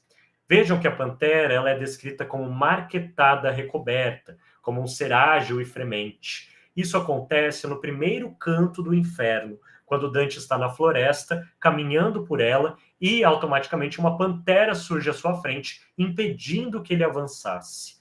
Que alegoria a gente pode visualizar aqui? A pantera normalmente tem uma alegoria de poder nos bestiários. Então ela pode estar relacionada com o poder citadino, principalmente de Florença, já que alguns dos animais de Florença são compostos por panteras ou por linces, seres que são parecidos em si. A pantera é marquetada recoberta, ágil fremente impede a passagem do Dante, como o exílio impediu que ele retornasse a Florença. Então nós temos aqui a ideia dessa pele com marcas brancas e pretas, marquetada, que dá aí a intuição de cores diferentes, que podem simbolizar os guelfos brancos e os guelfos pretos da cidade florentina que disputavam o poder regente. Essas são algumas interpretações frente à análise que eu desenvolvi sobre a pantera e o leão. Isso está publicado em um artigo em periódico, não necessariamente na tese, mas a gente pode pensar o leão também, que o Dante descreve. Na alta manhã, na plácida estação, mas não sem que eu tomasse ao desalento, ante a súbita vista de um leão. Parecia raivoso, a juba ao vento, vir contra mim de jeito tão nefando, que até o ar se crispava num lamento. Veja que o leão, ele traz essa raiva, ele traz essa sintonia e impede o Dante de avançar. Aí a gente pode se lembrar que várias regiões do norte da Itália estavam sendo ocupados pelo reino de Francia, o reino francês. E o reino francês tinha a simbologia do leão, trazendo ali uma vertente também de disputa política e social na cidade que envolvia o norte italiano, por onde Dante passa quando ele vai escrevendo sobre a comédia. Então a gente tem a Casa de Francia, que simboliza também o orgulho que envolve esse ser. O leão, que pode ter considerações positivas, funcionar como um ser cristológico, aquele ser que possui a juba e o orgulho no seu peito, como também pode ter algumas características negativas, como o leão que vence, que é vencido por Sansão. Então, aquele que detém um ser que deve ser vencido, um ser que está ali impedindo a passagem. Então, essas são algumas considerações. Eu trago para vocês a imagem do leão num bestiário medieval. Esse é do Ashmole 1511. Então, eles têm essas nomenclaturas porque fazem parte ali da região na qual eles foram catalogados. E a gente também tem a imagem da pantera no bestiário de Aberdeen, que está na Universidade de Aberdeen e é um bestiário desenvolvido no século XIII. Vejam que a pantera aí ela está marquetada, recoberta, ela tem a sua pelugem colorida e ela também está sendo acompanhada por vários animais. Aqui, ela está manifestando a alegoria de Cristo. Cristo que necessariamente também morre por 3 dias e ressuscita, assim como a pantera vai, de acordo com os bestiários, dormir por 3 dias no local e no 3º dia sair de lá, dar um rugido forte. Por meio do odor desse rugido, vai chamar a atenção dos outros animais que vão caminhar junto com ela. Tal qual o verbo fez carne, tal qual o verbo cria, a pantera também manifesta a criação da possibilidade de chamar a atenção desses seres. Ao contrário do dragão, que ao ouvir o rugido se esconde numa caverna, como a gente pode ver na imagem. O dragão, então, simbolizando a presença do diabo, a presença desse maligno. Então, essas são algumas questões que eu trago para vocês na fala de hoje. Espero que ela tenha sido instrutiva, didática, na medida do possível. Falei bastante, né? Acho que passei um pouquinho, espero que não. E se tiver dentro das considerações, eu fico muito feliz também de participar aí das questões que vocês podem trazer, ficando à disposição agora para a gente conversar. Muito obrigado, gente, e obrigado mais uma vez, Laís, pelo convite. Muito obrigado, professor Daniel, muito interessante. Eu acho que eu já tinha te ouvido falar, mas eu acho que nunca tinha prestado atenção na astúcia desse conceito de hibridismos a partir de uma confluência temporal né, e não somente de organismos diferentes, enfim, que constituiriam esses seres, né? Muito interessante. Também fiquei pensando sobre. Eu até lembrei um pouquinho da obra do Ginsberg, Andarilhos do Bem, por mais que seja sobre um contexto diferente, porque ele busca demonstrar a existência de imaginários, espiritualidades, crenças dos antigos, né, na cristandade italiana. E me parece que o seu exercício também busca remontar essas crenças dos antigos na obra do Dante, que, pelo menos até onde eu sei, é colocada como uma produção baseada na Bíblia, né? E, enfim, é, Eneida também, né? Então, se você puder comentar um pouquinho sobre isso, né? Sobre como foi a recepção dessa proposta, de pensar o Dante como trazendo, né, a realidade histórica desses antigos. E vou passar também para o Júlio, que quer fazer uma questão. Pode ficar à vontade, Júlio. Boa noite. Daniel, muito obrigado pela sua apresentação, gostei bastante. Eu não tinha ideia de tanta alegoria mitológica que tinha na Divina Comédia. Eu só li alguns trechos, mas assim, eu nunca fui muito a fundo e eu não tinha noção de quanta mitologia tem envolvida. Até porque, como a própria professora falou, a gente acha que é uma obra puramente baseada na Bíblia, no cristianismo, e quando você vê, ela tem muito mais contexto do que isso. Então, minha primeira pergunta é mais ou menos similar ao que ela disse, queria saber como foi essa recepção na época. E também, eu tenho ouvido a minha vida toda sobre a obra de Dante dentro da minha família, porque existe uma lenda dentro da minha família de que antepassados nossos tinham alguma relação conturbada com a família do Dante Alighieri na Itália, ou o próprio Dante Alighieri, devido ao nosso sobrenome, porque quando a minha família veio da Itália, eles eram Adi Mari, com D, e quando a gente passou para o Brasil, esse nome foi trocado pelo L durante o processo de imigração. E existe, até onde eu sei, registro de que ele teve uma relação conturbada com pessoas deste nome, porém eu não tenho como saber se eu tenho qualquer relação com isso, mas eu fiquei curioso, porque eu nunca conheci alguém que fosse especialista no Dante, e agora eu finalmente posso fazer essa pergunta para você. Esse mito tem essa lenda urbana da minha família tem alguma base para você? Professor Daniel, tá bom. Primeiro, obrigado, Júlio, pela questão, obrigado, Laís, também. É muito interessante de pensar essa relação, nossa, sua família, né, pensando toda uma lenda, toda uma construção de oralidade frente a essa existência, acho isso muito bacana. E, ao mesmo tempo, eu não sei lhe dizer com propriedade se há esse envolvimento, porque eu nunca busquei a terminologia que você disse para mim, né, mas aí faz um papel de, às vezes, a gente buscar. O que eu sei é que o Dante teve envolvimento principalmente com a família Donati, com a Umberti e com a família que envolve, agora me fugiu a terminologia de uma outra família, dos Amidei, italianos, que eles tinham bastante relação. Então, não sei lhe dizer se havia com outras condutas de sobrenome.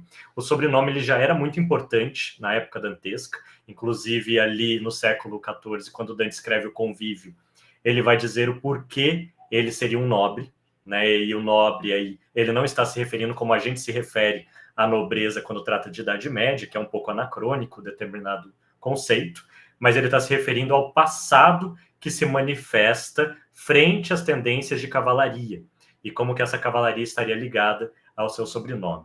No entanto, frente às investigações, a gente consegue pontuar que necessariamente não havia cavaleiros na família do Dante, mas o Dante insiste em várias passagens de que ele detinha uma família que era cavaleira e que, por isso, teria um enraizamento nobre.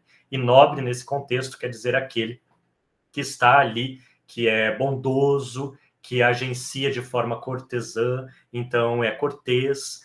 Essas são questões um pouco diferentes do que a gente pensa. A gente pensa muito mais a nobreza enquanto a aristocracia, né? Mas, enfim, fazendo um adendo apenas, que eu me lembrei agora, e pensando essas relações, né? O Ginsburg foi muito importante para mim, Laís, inclusive, eu até conversei com ele por e-mail para possibilitar algumas trocas, mas ele estava se aposentando, então eu não tive a possibilidade de visualizá-lo, de visitá-lo lá na Itália e conversar um pouquinho sobre isso, mas ele foi uma das minhas inspirações. Claro que eu penso os vestígios de uma forma um pouco diferente da dele, que ele está preocupado com os processos inquisitoriais, né, as tendências que envolvem esses processos, um pouco mais avançado no tempo.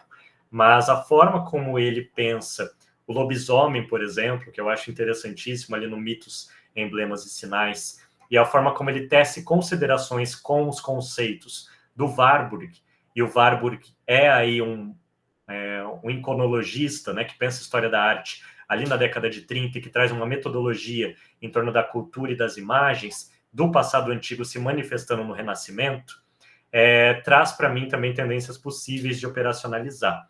A ideia foi trazer essas temporalidades de uma forma bem manifestada, influindo nas condições de presenças do passado.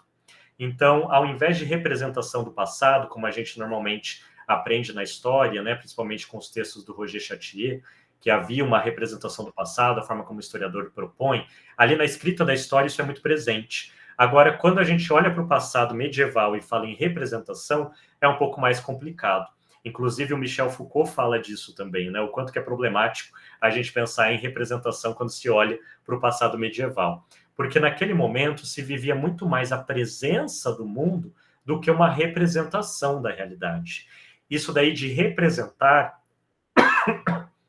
está mais relacionado a uma cultura de sentido ou de atribuição de sentido, que é uma cultura que necessariamente faz pesquisa, né? Olha as coisas como um objeto distante de si e você enquanto um sujeito individual. Então, um sujeito indivíduo que vai autorar as suas obras, que vai olhar o objeto, as coisas são objetos que eu posso usar e manusear, assim como a floresta e a natureza. Até os dias de hoje a gente vê muito isso, né? A floresta e a natureza como locais de uso e não de experiência, e isso tem manifestado cada vez mais violência contra o meio ambiente, essa nossa forma de visualizar as nossas relações com a natureza de forma estética e não de forma de experiência, de completude e de integridade, algo que o Ailton Krenak às vezes fala em suas obras, que são extremamente importantes para a gente pensar esta falta de ideia de pertencimento da sociedade humana em relação à natureza. Então, às vezes, a gente se distancia, humano e natureza, e as coisas não funcionam dessa forma mais, né? Nunca funcionaram, mas os sentidos que a gente dá ao mundo faz com que a gente faça essa divisão. E essa divisão, ela é ferrenha. Algo que na Idade Média, na história antiga, a gente não vê de forma tão forte quanto a gente vê hoje. Então, lá, eles viviam muito mais essa natureza e davam presença a ela. Até porque a natureza ela era uma manifestação das divindades, seja de Deus cristão, seja dos deuses e das deusas antigos. E o Dante, quando ele escreve a sua Divina Comédia, a gente tem muito uma ideia de uma obra eminentemente cristã, que foi o que o Júlio trouxe para a gente. Mas não é necessariamente assim, porque o Dante estava envolvido em várias mitologias de acesso que ele teve, também envolvido em várias tradições de alquimia e de magia hermética, a magia natural. Então, nós temos um cristianismo na Idade Média que não é um cristianismo homogêneo. Ele é um cristianismo muito pluralizado. E essa pluralização cristã também está relacionada às resistências e às formas de resistir deste paganismo, que tenta ainda sobreviver frente a essas nuances e essas formas de dominação cristã. O Dante, ele manifesta na sua obra uma vertente, claro, cristã, mas usando mitologias muito variadas, mostrando para a gente que esse universo antigo também convivia com este universo medieval. E ao conviver, ele constrói uma ideia de confluência em que essas temporalidades elas são vividas enquanto um presente. Então, o passado, para o medieval, não é um passado que está longe, igual a gente às vezes pensa. O passado antigo. O passado do século XVIII e XIX, está longe de nós. Para os medievais, aquele passado, ele se manifestava de uma forma presente, porque ele é acontecimento, ele é evento, independente de ser histórico ou mitológico. Ele faz parte dessa experiência de mundo. Então, esse passado que é presente se manifesta no próprio presente. O que isso quer dizer? Que o futuro e que o passado são presentificados. E ao serem presentificados, tudo que você faz ou o que você tem contato que foi feito antigamente se manifesta enquanto uma possível revelação no seu presente. Então, essa leitura ela não é feita somente pelo Dante, ela é feita também pelos pais da igreja, pela patrística. Lá no século V e no século VII, nós temos várias leituras de formas de ler a Bíblia. Eles falavam que a gente deveria ler a Bíblia de 4 formas: a literal, a anagógica, a alegórica e a moral. Essas 4 formas iam elucidar a literal como aquilo que está escrito, a alegórica, aquilo de outro que está presente na Bíblia, o outro em letra maiúscula, ou seja, Deus, aquilo de Deus que está manifestado nas parábolas, nas ideias bíblicas, o anagógico, que é aquilo que possibilita a nossa salvação, e o moral, que é aquilo que separa as intuições entre o benevolente e o malevolente. Então, essas são algumas questões que, na forma de leitura, vão estimular também essa prática a ser feita no mundo, que é o que Humberto Eco vai chamar de alegorismo universal. Então, é você olhar para o mundo e interpretar o mundo como um vestígio da criação. Isso é feito pelas tradições antigas, neoplatônicas, que se envolvem com o cristianismo e que criam várias nuances de magia natural, usando práticas mágicas dentro do catolicismo e do cristianismo medieval. Um exemplo disso são as cantigas de Santa Maria, né, que nós temos ali no século XIII, na Espanha, em que um padre desenha o pentagrama no chão para chamar um ser para que ele possa conversar com ele. Então você tem uma prática mágica ali, de operacionalização de um círculo mágico, de um pentagrama que está relacionado com a terra, o ar, o fogo, com os 4 elementos e com o pensamento. Então ele é pitagórico, antes de ser demoníaco e satânico, né? Isso daí é uma criação muito mais contemporânea e moderna em torno das interpretações sobre o pentagrama do que necessariamente antigas e medievais. Apesar de ali, a manifestação dessa magia já ter também uma tendência negativa. Claro, é uma prática mágica, né? Então, necessariamente, esses ritos antigos não vão ser vistos com bons olhos pelo mundo eclesiástico, mas eles não vão conseguir impedir muitos deles. Até mesmo Hildegarda de Van Bingen, que é uma monge do século XII, vai fazer todo um tratado de uso de ervas, de práticas mágicas naturais para a cura. E ela é uma monge, então ela está ali num contexto eclesiástico, sendo tolerada, sendo vivenciada em torno das suas práticas. Diferente do que vai acontecer na Idade Moderna com a Inquisição, né, com a caça às bruxas, que a gente vai olhar principalmente a partir do século XV. Não sei se eu respondi, gente, Laís e Július. Tudo bem? Ou alguma coisa ficou de fora? Não, respondeu por mim, tá mais que explicado. Obrigado, professor Daniel. De nada. Para mim também, professor. Inclusive, achei muito interessante a explicação do não uso do termo representação. É uma questão que eu também estou tentando discutir na minha pesquisa, porque para pensar mitologia africana e afrodiaspórica, crenças afro-brasileiras, o conceito de representação também é um pouco insuficiente. O Ezequiel colocou aqui no chat, antes de eu passar para o Vicente, que também está com a mão levantada, o Ezequiel Possiano colocou aqui no chat. Professor Daniel, sobre as influências de Dante, podemos dizer que teve ocultismo e misticismo judaico, como a Cabala, e também algum tipo de organização, como templários da época? Se você quiser responder, aí na sequência eu passo para o Vicente. Ou já passo para o Vicente? O que você prefere? Pode passar. Ah, tá. Pode falar então, Vicente. Boa noite. Bem-vindo. Boa noite, tudo bem? Quero agradecer aqui. Está me ouvindo?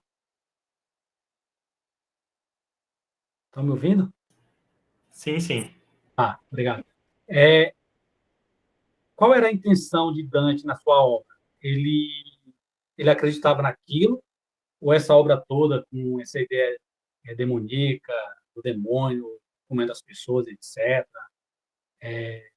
o pano de fundo foi para colocar terror no mundo, para introduzir medo nas pessoas? Tá, vou começar por essa, porque eu consigo pegar um gancho depois. Obrigado, Vicente. Ezequiel, né? Que fez a questão para a gente. Obrigado, gente, por participarem, por questionarem também. Essa ideia, né, dele, se ele acreditava ou não, como que isso é influenciado, são várias as pesquisas ali do século XIX que vão estar alicerçadas em torno dessa problemática. Hoje a gente entende que ali, naquele imaginário sociocultural, havia essa ideia de crença. Então, provavelmente, o Dante escreve crendo naquilo.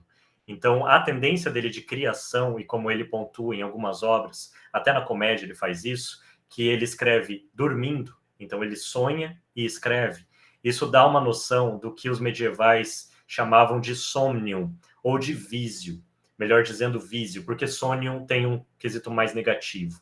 A vísio seria as visualizações que você tem no sonho, então aquelas imagens que aparecem, que para eles seria fruto da revelação divina. Então, muitos dos sonhos que se possui em torno da mentalização que você faz sobre uma obra, sobre uma ideia, traz uma possível revelação divina. Então, o Dante, ele escreve uma carta para um amigo dele chamado Cangrande della Scala, em que ele escreve que a obra Divina Comédia, ele falava comédia, na verdade, né? Que a obra comédia deveria ser lida como se lia a Bíblia, que ela não tinha nada a perder em relação ao texto bíblico. Então, ela precisava ali de um suporte de referências para fazer a leitura dentro de um aspecto de crença. E nessa obra, ele fala que a Divina Comédia seria alegórica. Essa alegoria é aquele algo de outro que eu falei para vocês. Então, não é uma alegoria, como às vezes a gente vê hoje, como a estátua da justiça, que alegoriza a justiça. A alegoria, ela une tempos históricos, como Walter Benjamin muito bem explica para a gente. Ele estuda também o período medieval em alguns níveis. Ela une os tempos históricos e traz essa referência nas manifestações de vários tempos. Então, essa é alguma das questões colocadas aqui. O Dante, em termos da criação, da forma como ele cria, o objetivo principal da obra dele é instruir, principalmente, sobre a iniciação da justiça divina. Então, ele está sendo iniciado. Iniciado no inferno, iniciado no purgatório e no paraíso, e essa iniciação é para que ele revele as verdades da divindade. Então, o objetivo do Dante em fazer a jornada é revelar os mistérios da criação divina. Isso ele fala em algumas passagens da obra, só que de uma outra maneira que eu não vou conseguir reproduzir aqui. Mas sim manifestar a verdade divina. Ele até utiliza o que se configura enquanto alegoria dos teólogos, ao invés da alegoria dos poetas. Ele fala isso em uma carta também. Então a gente tem aqui um poeta que está se posicionando enquanto alguém que detém uma revelação profética sobre esses espaços do pós-morte. Isso não é inaugurado com Dante, isso já se manifesta anteriormente. Então a gente já tem obras de Vísio que são muito manifestadas na Idade Média, no século XI até o século XIII. Várias vão ser as obras que vão narrar descidas para o inferno, para o purgatório e até visitações ao paraíso. Então, essa obra do Dante, ela faz parte de todo um gênero que vai sendo construído ali no século XII, mas que também salta temporalmente para o século I, quando a gente se lembra da Eneida de Virgílio, em que você tem uma jornada ao Hades, em que você se lembra de outras obras que também narram sobre essas eventualidades. Então, é isso que eu conseguiria te responder. E, fazendo o link com a questão do Ezequiel, se haveria níveis de ocultismo e misticismo, né? A gente tem que tomar um pouquinho de cuidado com essas terminologias, né? Então, o ocultismo, ele é uma presença muito forte a partir do século XIX, principalmente em torno dos livros de Eliphas Levi, que vai ser um magista de magia natural, que vai escrever obras ali no XIX, tentando manifestar vários ritos de alta magia. E ele vai beber disso principalmente da cabala judaica, de envolvimentos judaicos, como também de considerações pagãs. É muito interessante a obra que ele desenvolve, mas isso também tem a ver com o contexto do XIX. O misticismo medieval é um pouco diferente do misticismo de hoje. Então, quando a gente fala que Dante pode ser um poeta místico, a gente está falando de um misticismo que tem um conceito alicerçado, principalmente nas obras de Hugo de São Vítor, depois de Rabano Mauro, que está relacionado à ideia de que o mundo manifesta a vontade de Deus em torno da criação do Uno. Então, tudo que existe vai confluir para um ser onisciente. Esse ser onisciente do Uno, que tem a ver também com o platonismo, ele se manifesta no mundo místico. Então, ser místico na Idade Média é tentar encontrar aquilo que no mundo dá alegoria ou significado para a divindade. E aí você está sendo místico. É um pouco diferente porque hoje a gente fala em misticismo como algo esotérico, né? No sentido de além de nós, exotérico, né? Não o esotérico que é dentro de nós, mas aquilo que está além de nós. Então, essas considerações, bebendo da sua questão e já fazendo as considerações sobre os conceitos, eu vou pensar esse ocultismo e misticismo ali do 19. Acho que é mais ou menos por aí que você está fazendo a questão.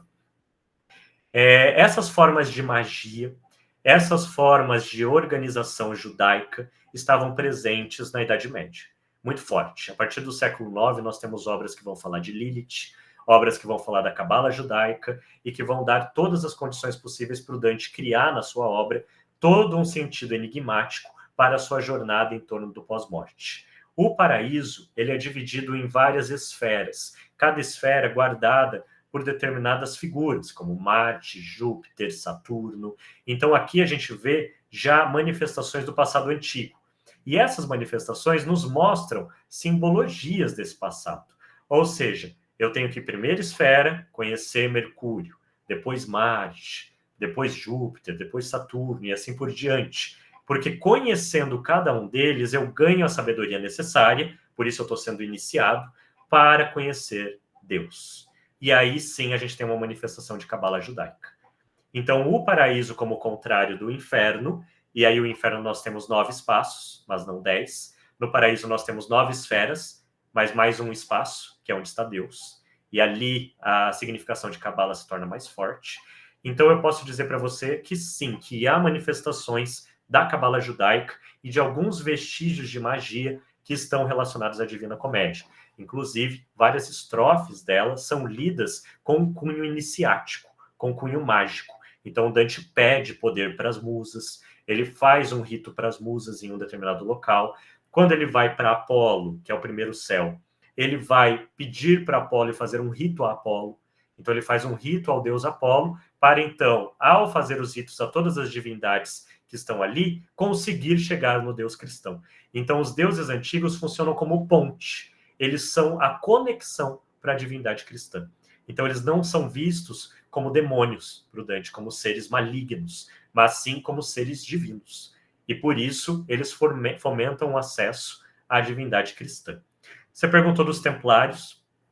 O Dante, ele está no momento histórico no qual a ordem dos Demolei, ela vai ser queimada. Então, a gente tem uma forte perseguição que acontece na França em torno do Jacques de Molay. Ele vai ser acusado de feitiçaria e vai ser, então, queimado. Então, por heresia. O Dante, há alguns vestígios em torno dos pesquisadores que falam que ele pertencia à Ordem do Templo e que ele fazia parte dessa ordem. A gente fala em templários que compuseram ali no cenário do que a gente entende por cruzadas, que também é uma outra terminologia problemática que a gente pode pensar sobre a Idade Média, mas a gente pensa a ideia desses templários como algo muito místico, muito envolvido de magia e de toda uma consideração. O papel deles era fazer com que as pessoas conseguissem ser guiadas até a Terra Santa. Então eles cuidavam das passagens até a Terra Santa. E em torno dessas viagens, eles acumularam alguns tipos de riqueza. Então eles ganhavam um pouco delas. E eles foram guardando isso lá na França, que era um local onde eles viviam. Porém, Felipe o Belo, que vai ser o rei francês dessa época, vai ficar sabendo disso e vai acusá-los de avareza. E posteriormente a gente fala aí que ele vai conspirar, porque não existem provas necessariamente, de que eles estariam adorando um demônio. E ao adorarem um demônio, deveriam ser culpabilizados por heresia. Eles são queimados, e o Dante faz uma referência a eles, ao meu caro templo, daqueles que foram queimados na França. Então a gente sabe que ele está falando de Jacques de Molay, né, que estava ali naquele local e que sofreu essas questões do Tribunal Inquisitorial sobre heresia, né, nesse momento histórico. Acho que é isso, gente. Vocês dão por satisfeitos? Qualquer coisa, estou à disposição. Acredito que sim, professor. Alguém tem mais alguma questão, pessoal? Nós já estamos quase no nosso horário de finalizar. Não sei se mais alguém ficou interessado em fazer alguma pergunta, com alguma dúvida. Mas, em todo caso, acho que eu já posso passar a... O Ezequiel falou isso justamente, Bafomete, por sinal parecido com Minas. Isso mesmo.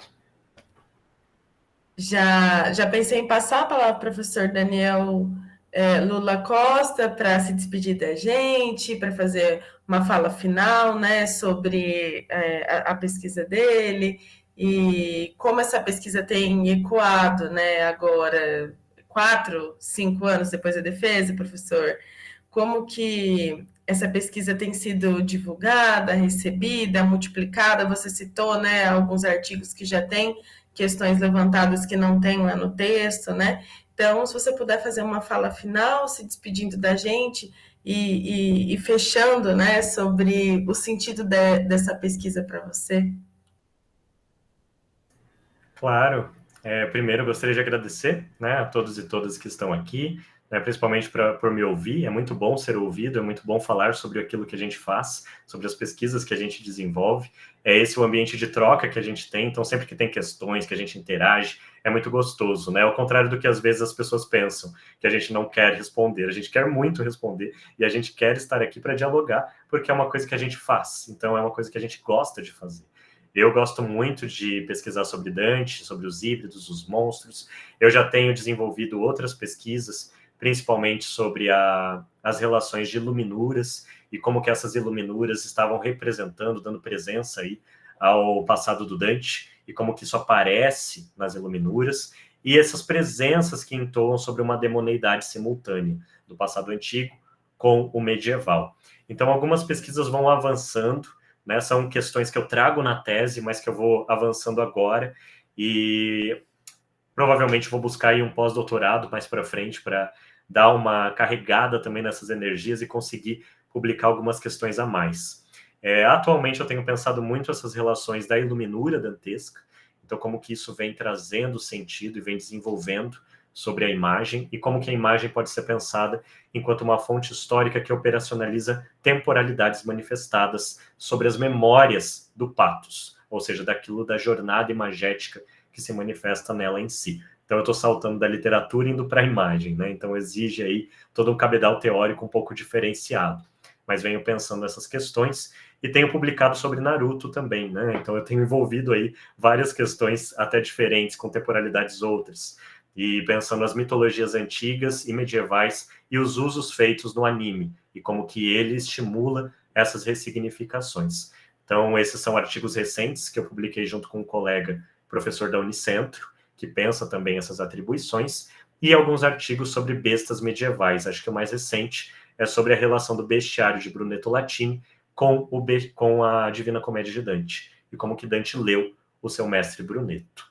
Acho que é por aí que eu tenho transitado, como também pesquisa sobre a bruxaria moderna. Tenho pensado também algumas questões e escrevi um artigo que estou aí buscando um acesso para publicar sobre as presenças dos mitos antigos nas obras da Starhawk, né, que é uma ecofeminista estadunidense, que é bem interessante para pensar essa relação do feminismo, do envolvimento com a bruxaria, o que é interessantíssimo e traz muito a oferecer para o contexto.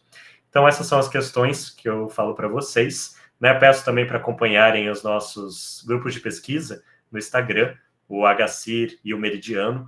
Então, é só digitarem lá no Instagram, vocês já vão visualizar. A gente está sempre colocando alguma coisa lá, né? Nós temos pessoas sempre com muita boa vontade, fazendo palestras, estando ali alicerçadas a toda uma dinâmica muito forte do grupo. E muito obrigado, gente, pela possibilidade. Agradeço enormemente e manifesto um grande abraço para todos e todas que estão aqui. Obrigado mais uma vez, Laís, pela oportunidade de estar aqui e falar um pouquinho da pesquisa. Muito obrigado, professor. O Júlio tinha perguntado aqui no chat como acompanhar seu trabalho, mas acredito que sejam pelas páginas, principalmente, né? Dos grupos de pesquisa no Instagram. Aí eu vou colocar lá no nosso grupo do WhatsApp, do LER, o link das páginas do Instagram para vocês acompanharem. Também tem os e-mails dos professores, também acho que é possível mandar algum e-mail se tiver alguma dúvida. Eu já disponibilizei também o link da tese e acredito que, ademais, seria só pesquisar o nome do professor mesmo no Google para localizar os outros artigos que ele mencionou, mas também qualquer dúvida é só me perguntarem que eu tento fazer essa ponte com o professor e os grupos de pesquisa citados. Tem também, Laís, o Academia Edu. Eu publico vários artigos lá para divulgar o que a gente vai fazendo. Então, eu tenho um perfil lá, caso vocês tenham, também vale a pena, às vezes, seguir. Além dos outros e outras pesquisadoras, né, que estão ali, que tem vários trabalhos a contribuir. É bom que faz um link, né, a gente consegue acompanhar vários trabalhos que são publicados pela área. Mas é isso, desculpa te interromper. Imagina, perfeito, professor. Vou colocar tudo isso, então, lá no nosso grupo do WhatsApp do LER. Agradeço a vocês pela presença, pela participação, e a gente se encontra, acho que daqui 15 dias, né? Vou confirmar a participação do próximo pesquisador a estar com a gente, e a gente divulga lá no nosso grupo de WhatsApp. Muito obrigada a todos e todas. Muito obrigada, professor Daniel. Uma boa noite. Tchau, boa noite, gente. Boa noite.